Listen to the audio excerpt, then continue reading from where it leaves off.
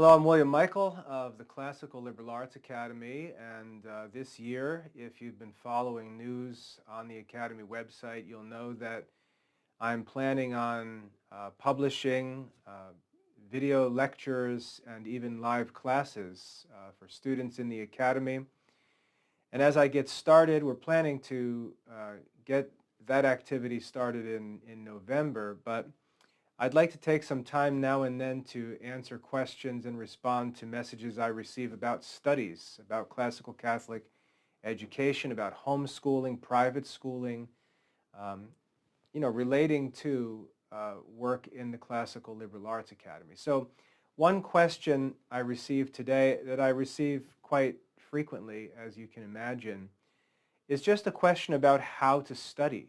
Students will open up some of the texts that we study, and they realize very quickly this is very complicated. The comprehension level feels like it's above my head. I don't understand the words that I'm reading. I'm not familiar with the content or the ideas that I'm reading. How in the world am I supposed to study this? What can I do? Is there a method? And the answer is that there is a method. There is a method for study that we've got to learn. And it takes some time to develop discipline and become familiar with the process that we need to follow in order to make good progress through classical Catholic studies. The first thing I'd like you to think about before I get to anything on the board here, just realize what it is that you're undertaking when you get into classical Catholic studies. We're going to read the writings. Most of them will be in translation, but still, we're reading the ideas, we're reading the writings of history's wisest men, the most intelligent, most brilliant men in history.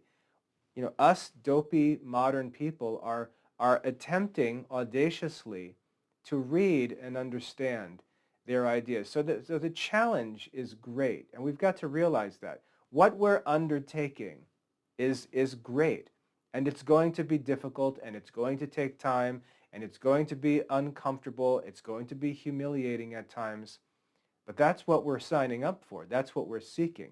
We're seeking to grow. We're seeking to become familiar with things that are above and beyond our present comprehension. So the difficulty of it, like the difficulty of getting started with a workout or going to the gym or starting a new sport or any activity, learning to play the piano, it's difficult because we're trying to grow. We're trying to get better.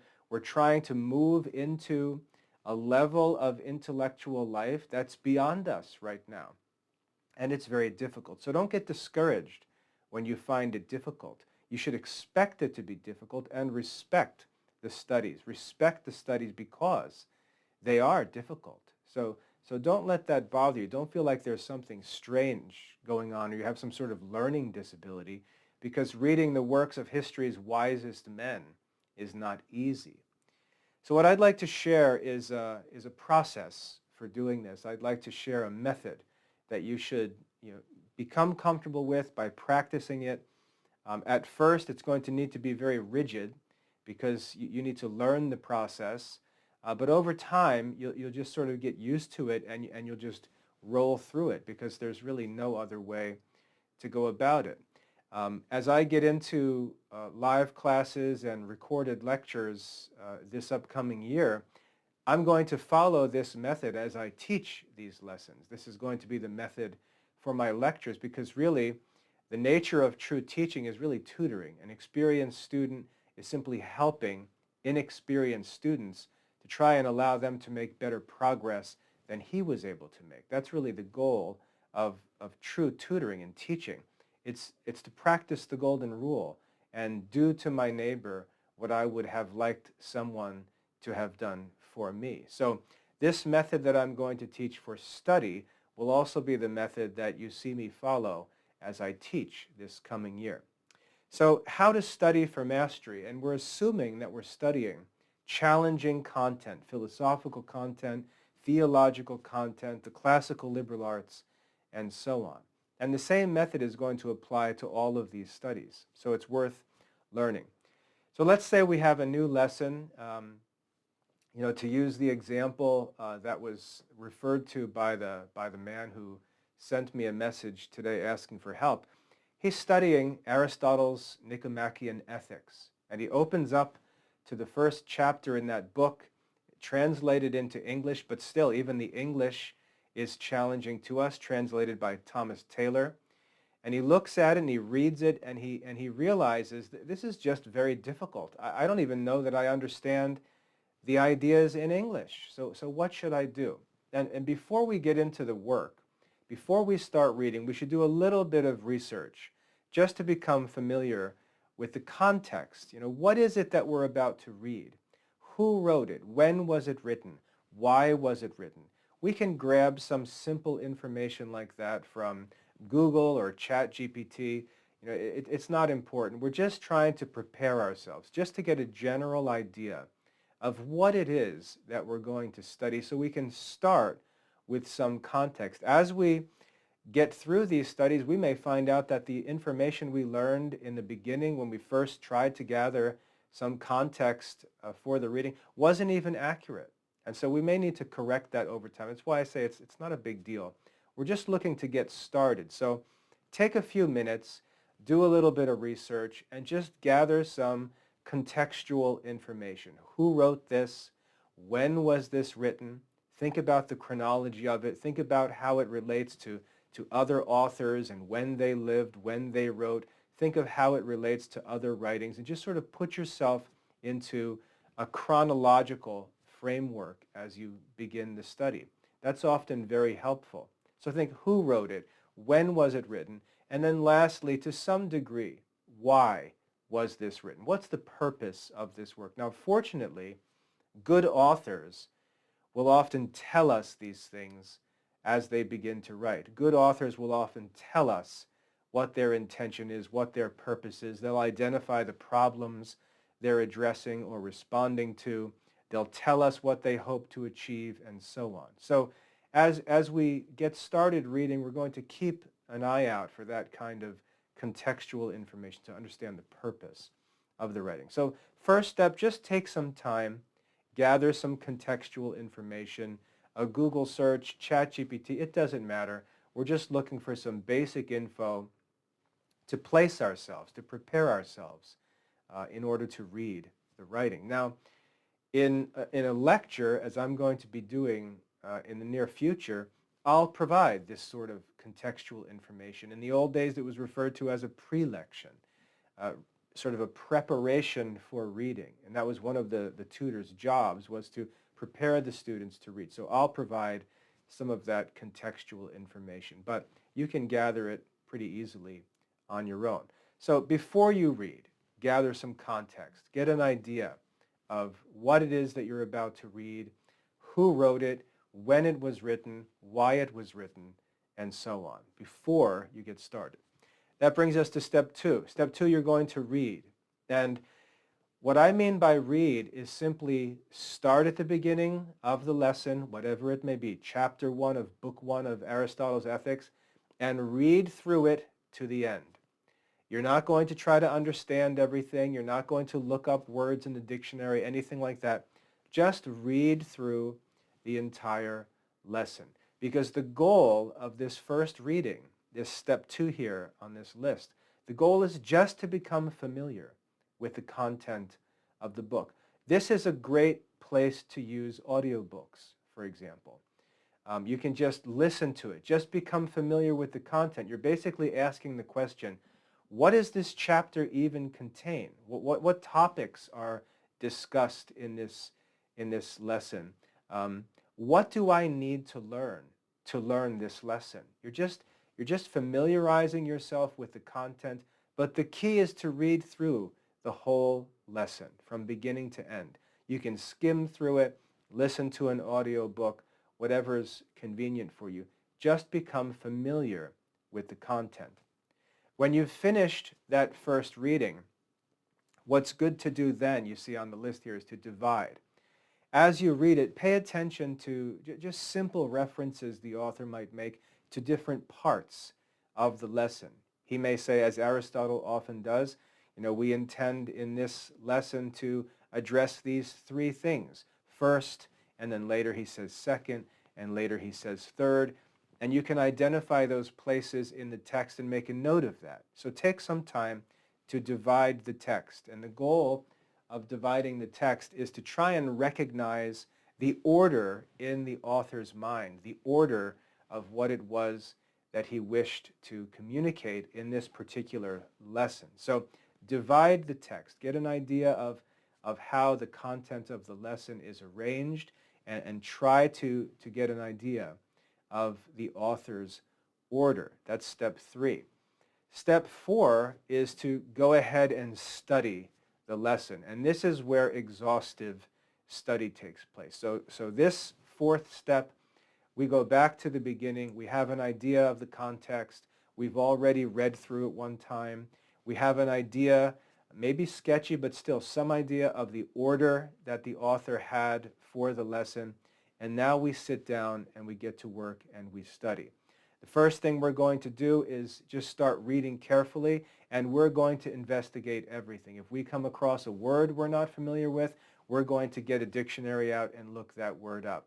If there's some reference, let's say we're reading something and there's a reference to an illustration to something from mythology, we might want to take a few minutes and research that a little bit, find out what that story is, who that character was, and so on.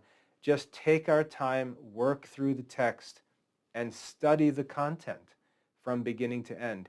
We want to take notes as we do this. We want to really work to understand everything that we encounter in the reading. Now, sometimes it's not possible. Sometimes it's not even good for us to go too far, because there needs to be a balance between the mastery that we pursue and the progress that we make. It's good for us to keep moving into new material, and we've got to learn to temper that a little bit. But with all the resources available to us, we can do a pretty good job at getting a clear idea of most of the content that we encounter as we read.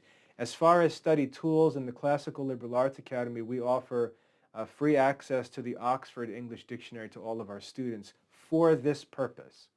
The Oxford English Dictionary online, which is quite an expensive resource, what's great about it is it's a historical dictionary. So when we're reading something, let's say we're reading a translation by Thomas Taylor, he lives in the early 1800s, we can look at the Oxford English Dictionary and find a word that we're not familiar with and actually look at how it was used in the early 1800s to get a clear sense of what someone like Thomas Taylor might have been trying to communicate when he chose to use that word in a translation. So the Oxford English Dictionary is a great resource.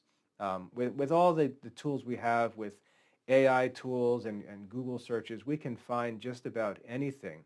But that's the goal of this 4th step. And this is where most of our time is going to be spent, just learning the content, learning to understand the content of the lesson, and giving it one more read through after we've done a lot of that preparatory work.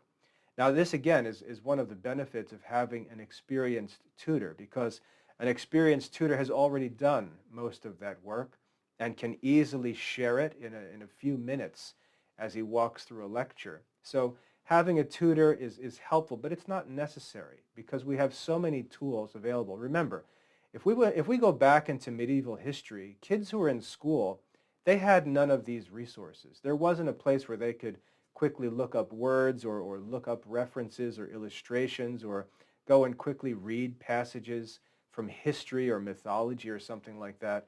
They were really dependent upon the expertise of their masters. We just don't have those same situations today. So a tutor is helpful, but not necessary. And as you see, when I get into lectures, I'm going to try to be as helpful as possible, but you're going to see that the lectures I provide can't in any way be considered necessary because we've just got so many tools available to us today, very, very convenient tools. And learning to use those tools is one of the challenges, one of the real study skills of our generation. So the 4th step, study, and we call that interpretation.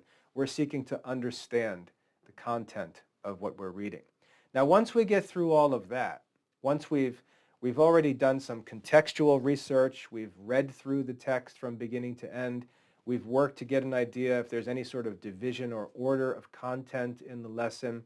We've taken our time and worked through the text, studied, looked things up, taken notes, and so on. Now it's time in step 5 to make this learning our own. This is the step that Socrates warned would be ignored by students after books became readily available, and it's often true. How many times have you heard people say, oh, well, I studied that, I took the exam, and then I just forgot about it and I never used it again? That's the student's fault. That's not the school's fault. That's the student's fault, because we've got to make the effort to internalize it. St. Dominic, for example, encouraged the Dominicans, his brothers when he was alive, to always be reading, always be studying, and always be committing things, especially sacred scripture, to memory, internalizing it, making that knowledge your own. It's true. With mobile phones and the internet, Google, ChatGPT, all these tools, it often feels that we really don't need to know these things. We just need to be familiar and then rely on our tools. But the truth is, in times when, let's say, when we're tempted to sin, we often need immediate information, immediate reasoning, immediate understanding, and so on. When decisions need to be made in emergencies or under lots of pressure, sometimes there's just not enough time to get all the tools out and research things. And we do need to make decisions on the fly. And wise men are capable of doing that because they carry their learning around with them because it's been internalized and it's always ready for use. So we want to internalize what we learn. Two important things to focus on when we talk about internalizing our learning.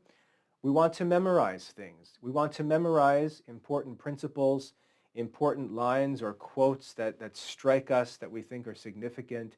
We want to memorize rules, memorize definitions, and so on.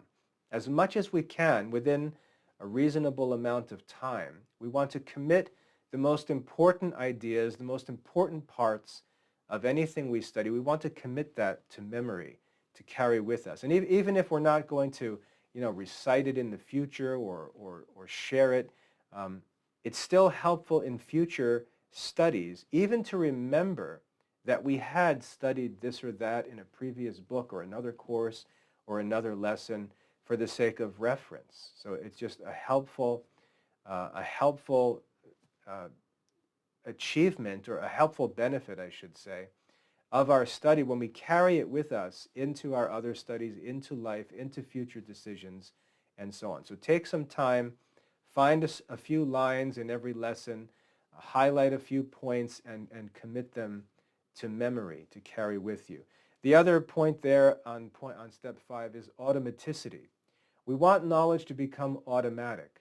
You'll see people all the time say things like, oh, I know it, I just can't think of it. That's a lack of automaticity. We want our knowledge to become automatic by drilling it, by repeating it, by studying it, wrestling with it until we really comprehend, which means to take hold of it.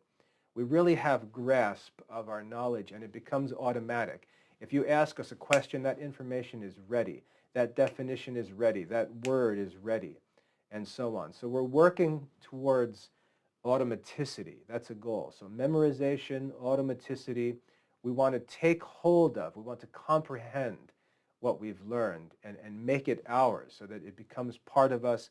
It can influence our lives, guide our meditations, help us in pressing circumstances where quick decisions need to be made, and so on. We want to internalize our learning. And then lastly, step 6, we want to demonstrate our learning.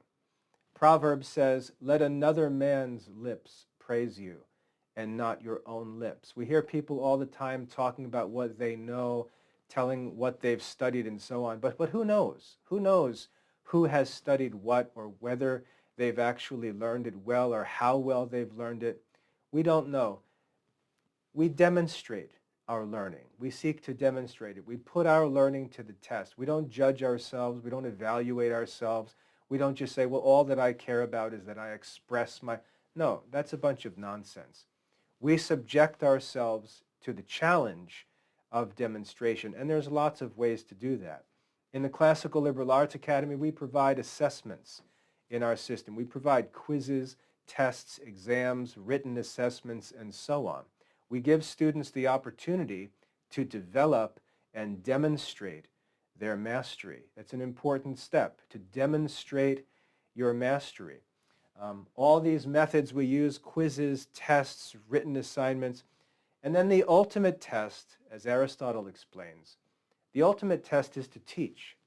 We know that a man knows a subject when he is able to teach it.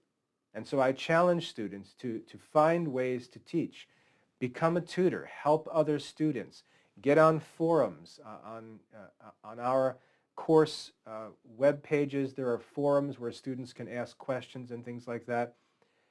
Make yourself vulnerable. Put yourself in a situation where you offer to explain something, offer to teach something.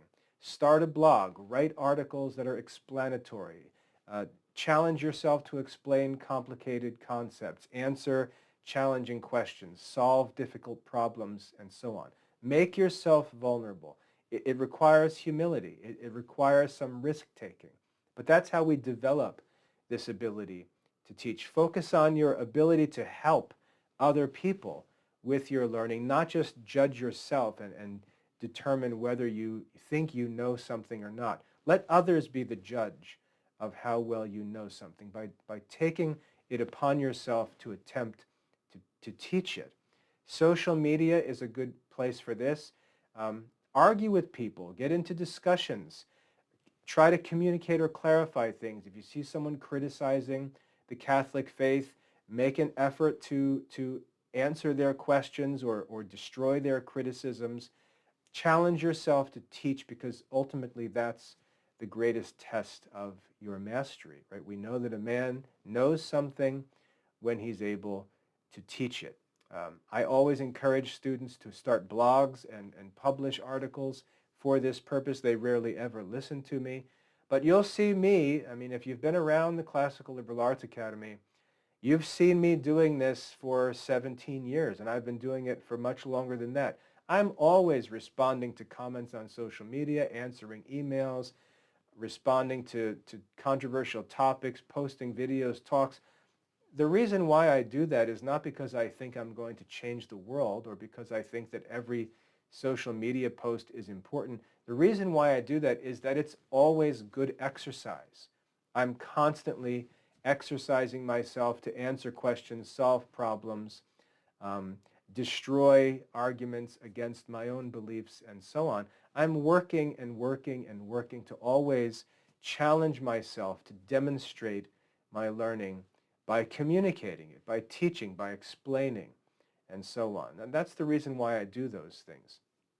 I'm constantly working to prove my learning and to find gaps, to find areas where I thought I understood something until I tried to explain it, and then I just started stuttering all over the place and realized I don't really understand this as well as I thought I did, and I could go back and study it some more. So it's constantly committing to this work of demonstration that motivates us to write, make ourselves vulnerable, step up to answer a question, respond to comments and questions and emails and things like that, realizing that that's where we can demonstrate our learning and also go back to the laboratory, as it were, and work on things where we fail. There have been times, one time, most memorably, I was teaching a high school class, a debate class, and the kids would always want to find time to debate with me after all of our class activities were finished. And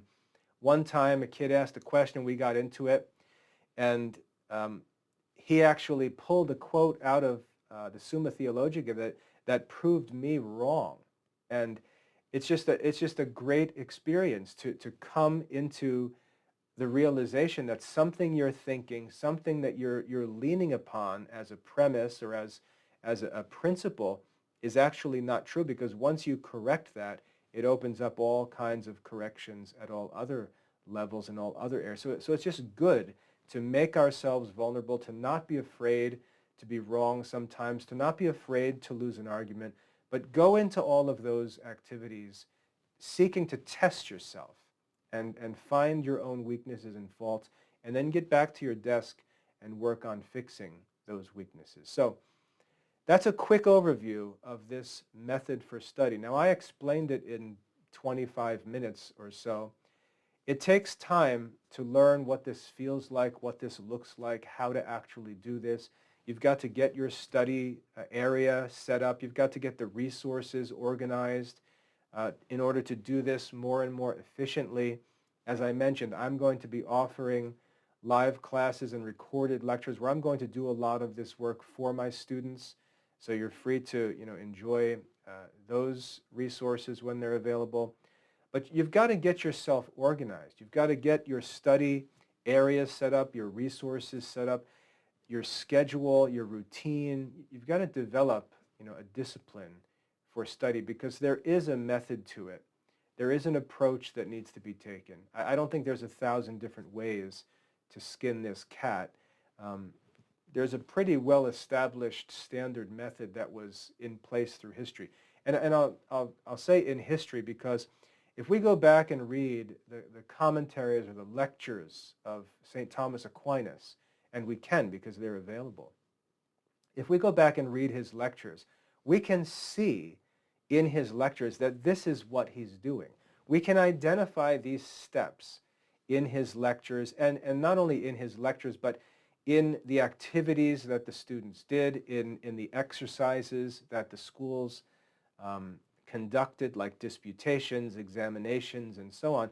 We can see this method of study was in place in the greatest schools in history. And if we look at the biographies and lives of history's wisest men, we'll find them wrestling in their studies through these steps. We'll see St. Thomas especially, explicitly introducing works, providing some contextual information, often writing very helpful prologues at the beginning of studies. We'll see him go through this work of dividing the text and laying out all the different sections to help us see the order of the author's thoughts and the intentions of the author for each lesson.